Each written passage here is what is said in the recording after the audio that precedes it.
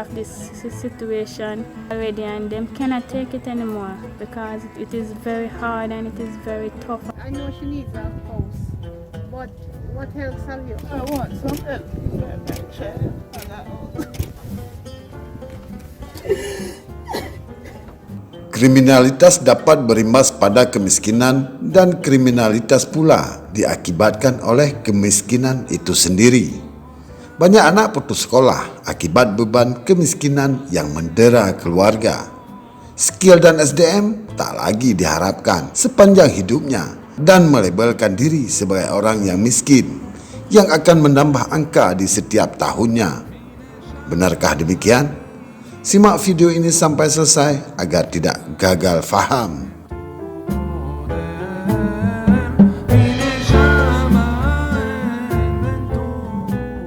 Halo Santai Mania dimanapun berada, ragam suku dan bangsa di berbagai belahan dunia. Jumpa lagi bersama saya King Host Sisi Gelap Dunia. How are you? Apa kabar? Tentunya kabar baik, bahagia, sehat, dan penuh semangat. Lagi santai, santai aja. Lalu nikmatilah sejumlah informasi tentang dunia untuk Anda. Hanya di channel ini, kami mengajak Anda untuk mengelilingi dunia hanya dengan sentuhan jari. Tidak lupa kami selalu ingatkan kita semua bahwa dari apa yang kita nonton hanyalah sebagai pembelajaran agar menambah wawasan dan pengetahuan. Negara yang kita kunjungi kali ini adalah negara Jamaika. Siapkan kopi dan bersantailah. Inilah Sisi Gelap Dunia bersama negara Jamaika.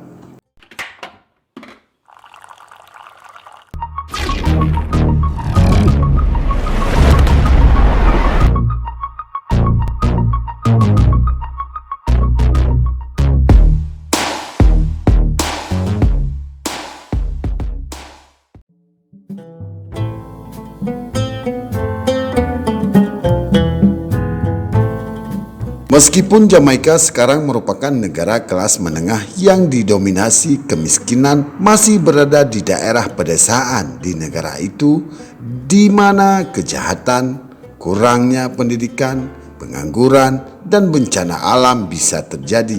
Sebagai cara untuk memerangi masalah ini, Yayasan Welsi mengirim misionaris untuk mengentaskan kemiskinan.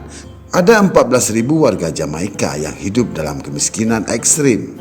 Dan pada tahun 2015 yang lalu, diperkirakan tingkat pengangguran di Jamaika adalah 13,5%. Pengangguran meningkat tinggi di seluruh negeri ini dengan beberapa pekerjaan yang tersedia hanyalah pertanian, perikanan, dan posisi berbasis pariwisata yang terakhir menghasilkan pendapatan paling besar.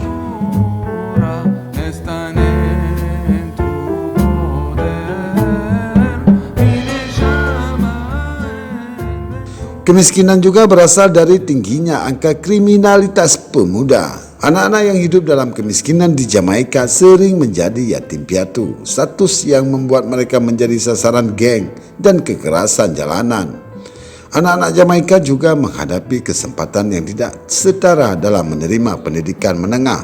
Mahalnya biaya pendidikan menengah membuat banyak anak yang tinggal di daerah pedesaan di negeri ini tidak dapat bersekolah. Apalagi ditambah dengan seringnya daerah tersebut kekurangan perlengkapan sekolah dan guru yang sangat minim. Kejadian-kejadian ini semakin mempersulit anak-anak yang hidup dalam kemiskinan di negara Jamaika untuk menerima pendidikan yang layak.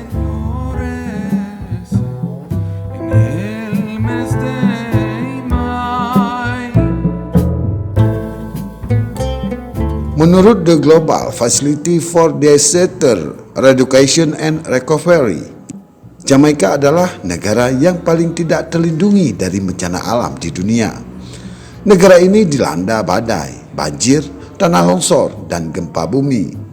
Perkembangan kota-kota di lahan yang peka terhadap lingkungan telah meningkat seiring dengan pertumbuhan penduduk dan kemiskinan perkotaan yang membuat semakin banyak orang yang terkena dampak bencana alam.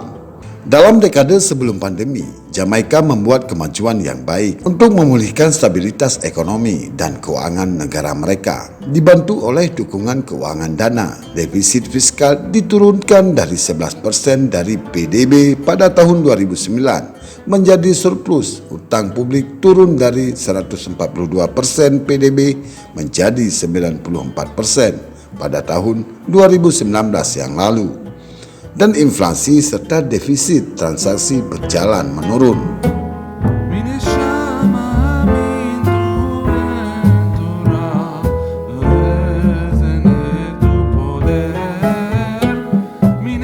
Pengujian awal pada musim semi tahun 2020 membantu menahan jumlah kasus COVID-19, tetapi dampaknya terhadap ekonomi sangat parah, dengan PDB real menyusut 10%.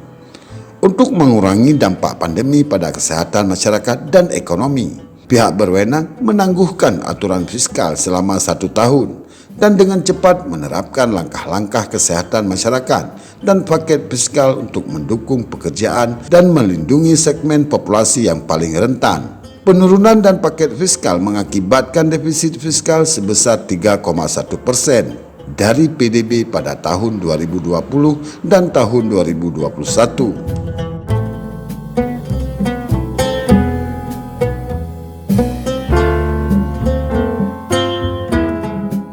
Ekonomi sedang pulih, tetapi risiko terhadap prospek signifikan PDB real diproyeksikan tumbuh 4,7% pada tahun 2021 yang lalu dan 4,3% pada tahun 2022. COVID-19 tetap menjadi risiko utama.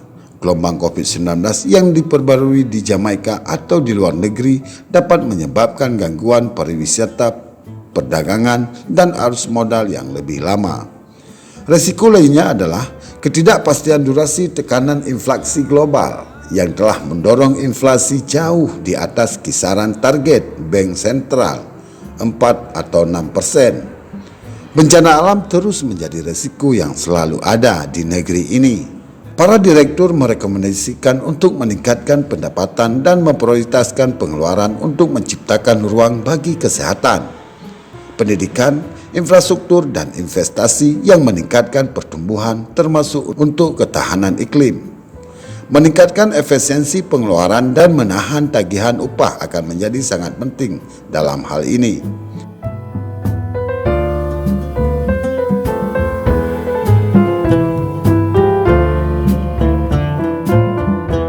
Memperhatikan kompleksitas sektor dan potensi risiko dari konsentrasi dan keterhubungannya, direksi menekankan perlunya memperkuat pengawasan kelompok-kelompok konglomerasi keuangan dengan mengadopsi undang-undang yang tersisa dan meningkatkan pengumpulan data.